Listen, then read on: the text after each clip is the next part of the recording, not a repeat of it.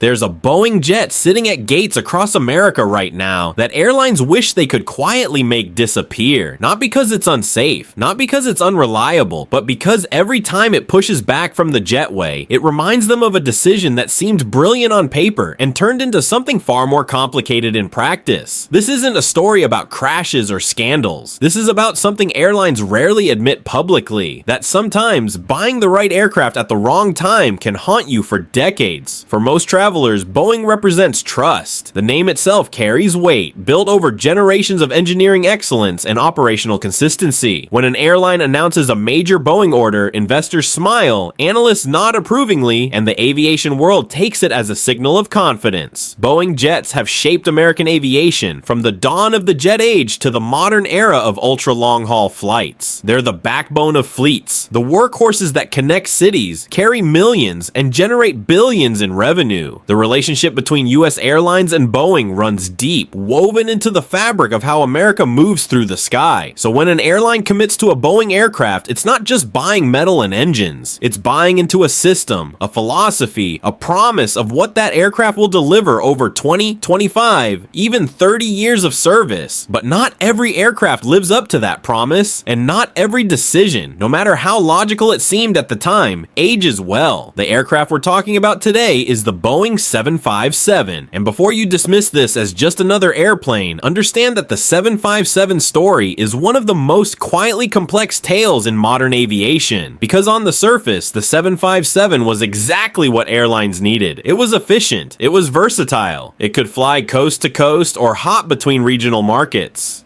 It had the range to cross the Atlantic and the thrust to climb out of hot and high airports that challenged other narrow bodies. When Boeing launched the program in the early 1980s, it was positioned as the perfect replacement for aging 727s and the ideal complement to the 767 widebody. Airlines looked at the 757 and saw a Swiss Army knife, an aircraft that could do a little bit of everything without compromise. And for a while, that's exactly what it was. Major US carriers like United, Delta, and American ordered them by the dozens. They deployed them on transcontinental routes where passengers appreciated the extra comfort of a larger narrow-body cabin. They used them on transatlantic routes to secondary European cities where demand didn't justify a wide-body, but distance required something more capable than a 737. The 757 became the quiet workhorse, the aircraft that didn't get the headlines but did the work that kept networks humming. Pilots loved it, passengers didn't complain. On paper, the 757 was a success story, but then something shifted. The aviation industry began changing in ways Boeing hadn't fully anticipated when they designed the 757. Fuel prices became more volatile, competition intensified, the economics of narrow-body aviation evolved, and slowly, almost imperceptibly, the 757 started to become a problem airlines didn't know how to solve, not because it stopped working, but because the world around it had moved on, and the 757 hadn't. Here's where the regret begins. The 757 was never a bad aircraft, but it became an expensive one, and in an industry where every cent per seat mile matters, expensive is a problem that compounds over time. The 757 burns more fuel than newer generation narrow bodies. That's not a design flaw, it's a generational reality.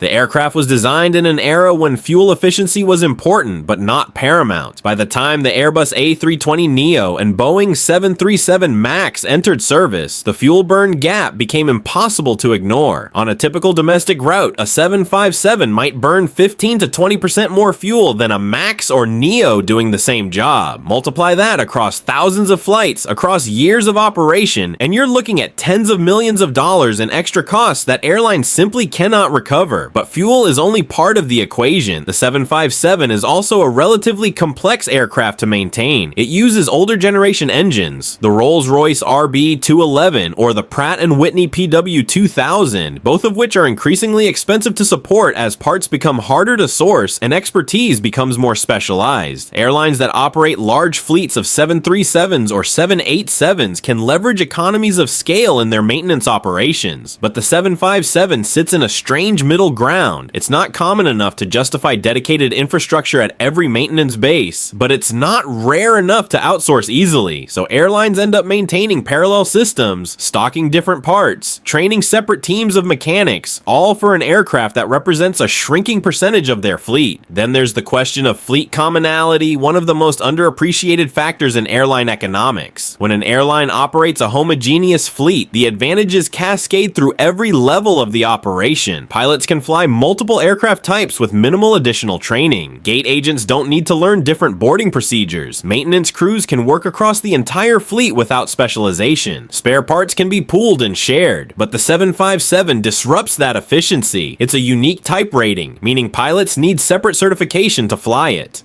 That means additional training costs, additional recurrency requirements, additional complexity in crew scheduling. For an airline trying to optimize pilot utilization, the 757 becomes a scheduling headache. And in an industry where pilot costs represent one of the largest line items on the balance sheet, every inefficiency matters. American Airlines learned this lesson the hard way. In the 2000s, as the industry recovered from post-9/11 losses and faced rising fuel prices, carriers began conducting fleet rationalization studies. They looked at their 757s and realized that the aircraft, once seen as versatile, had become a niche player that didn't fit cleanly into their evolving network strategies. Routes that once required the 757's range and capacity were now better served by more efficient aircraft. Transatlantic markets to secondary cities were either growing large enough to justify wide bodies or shrinking small enough to eliminate entirely. Domestic transcontinental routes, once the 757's bread and butter, were increasingly competitive, and every dollar of fuel cost mattered. Delta Airlines provides a perfect case study. Delta operated a large fleet of 757s for decades, using them on everything from coast-to-coast routes to transatlantic services. But as the carrier modernized its fleet in the 2010s, the 757 became increasingly difficult to justify. Delta began replacing them with 737-900 ERs and eventually with Airbus A321s. The transition wasn't dramatic. There were no press releases announcing the phase-out, but flight by flight, route by route, the 757s disappeared from Delta's schedule. By the early 2020s, Delta's 757 fleet was gone entirely, not because the aircraft stopped working, but because the economics no longer made sense. United Airlines followed a similar path. United had been one of the largest 757 operators in the world, with over 90 aircraft at its peak. But as the airline restructured through bankruptcy in the mid-2000s and emerged focused on cost efficiency, the 757 became a target. United began retiring the type earlier than originally planned, replacing them with 737 MAX aircraft that offered similar capacity but significantly better fuel economy and operational flexibility. Again, the phase-out happened quietly, no fanfare, no admissions of regret, just a slow, steady reduction in 757 flying until the type was gone. So why don't airlines openly admit they regret buying the 757? Because in aviation, admitting regret is complicated. When an airline announces a major aircraft order, it's a public declaration of strategy. It signals confidence to investors, commitment to employees, and stability to customers. To later admit that the decision was flawed would raise uncomfortable questions about management judgment, planning capabilities, and long-term vision. It would also affect residual values. If an airline publicly states that an aircraft type is a regret, it undermines the value of those aircraft on the secondary market, making it harder to sell or lease them to other operators. And in an industry where aircraft are not just operational tools, but also financial assets, protecting residual value is critical. There's also the issue of industry relationships. Boeing is not just a supplier, it's a partner. Airlines depend on Boeing for support, for parts, for modifications, for future aircraft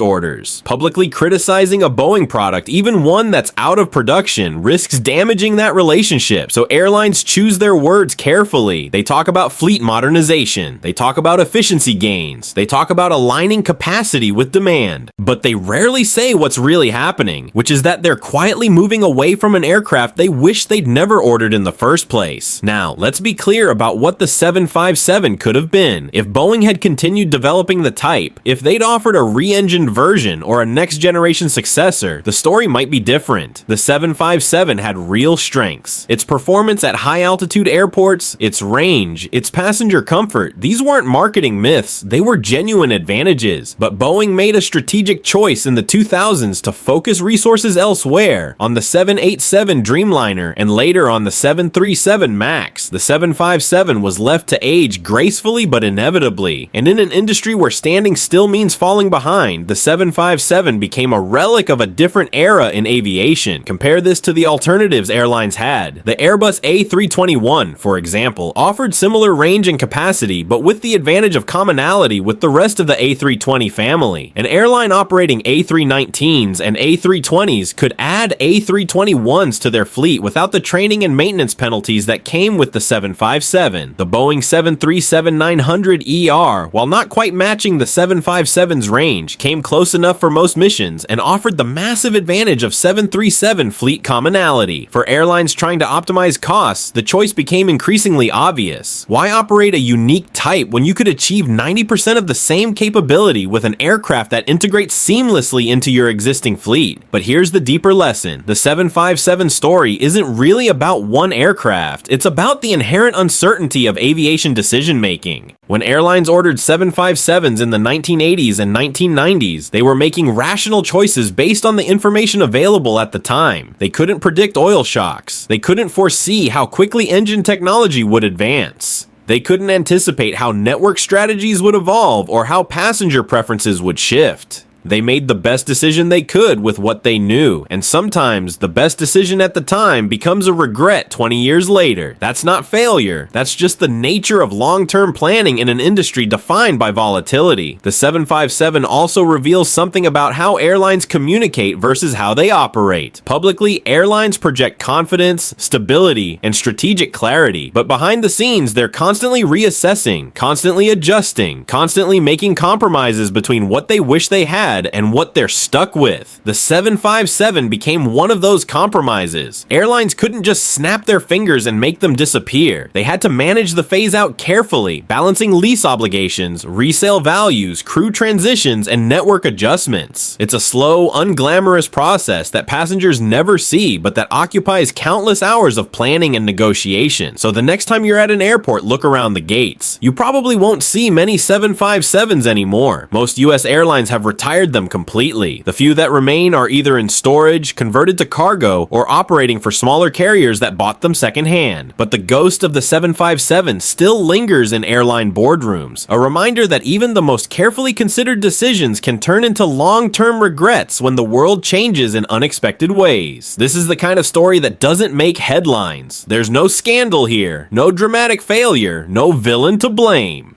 Just the slow realization that an aircraft once celebrated as the perfect solution had become, over time, an expensive compromise that airlines quietly wish they could undo. It's a story about the gap between intention and outcome, between promise and reality, between what looked smart in a conference room and what proved costly on the flight line. Aviation is full of these quiet stories, the decisions that seemed obvious at the time but aged poorly, the aircraft that did everything right except survive the test of time, the strategic choices that made sense until they didn't. The 757 is just one example, but it's a revealing one because it shows that regret in aviation doesn't always look like disaster. Sometimes it just looks like an empty gate where a 757 used to park, replaced by something newer, something cheaper, something that fits better into a world the original decision makers couldn't have imagined. If you've enjoyed this kind of deep dive into the hidden stories of aviation, the decisions airlines make when no one's watching, and the economics that shape what you see at the gate, consider liking this video. There's a lot more to explore in the world of airline strategy, fleet planning, and the quiet compromises that define modern aviation, and your support helps make these stories possible. Subscribe if you want more thoughtful, long-form analysis that goes beyond the headlines. And if you've ever flown on a 757, or if you have your own experiences with the aircraft, I'd genuinely be interested to hear your perspective in the comments. Sometimes the most interesting insights come from the people who live these stories firsthand. Until next time, look carefully at the aircraft around you. Some of the most fascinating stories in aviation are the ones airlines never advertise.